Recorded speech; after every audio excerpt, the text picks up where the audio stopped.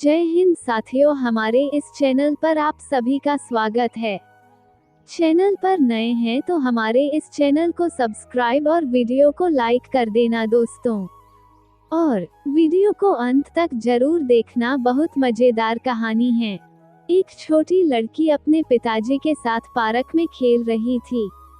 इतने में एक सेब बेचने वाला वहां से गुजर रहा था, जिसे देखकर उस छोटी लड़की ने अपने पिताजी से सेब खरीदने को कहा।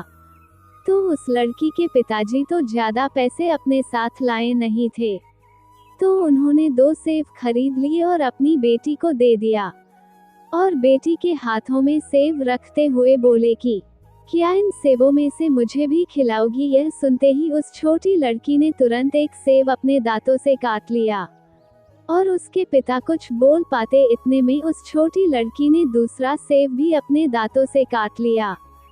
अपनी बेटी की इस हरकत को देखकर उसके पिता को बहुत ही आश्चर्य हुआ और मन ही मन सोचने लगे कि उसकी बेटी के मन में लालच है, इसलिए हमारी बेटी सेब को हमें देना नहीं चाहती, इसलिए ऐसा कर रही है। और ये सब सोचते हुए बहुत ही गहरी चिंता में डूब जाता और चेहरे से प्रसन्नता गायब हो जाती हैं।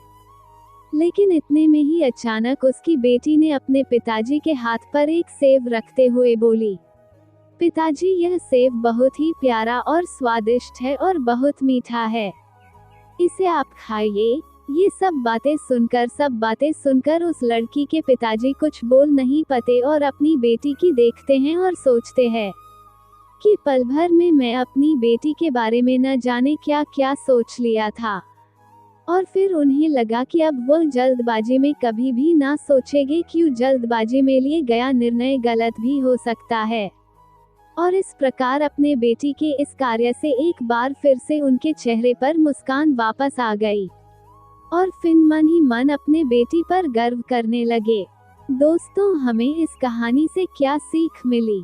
किसी भी चीज को तुरंत सोचकर किसी ठोस निर्णय पर न जाए।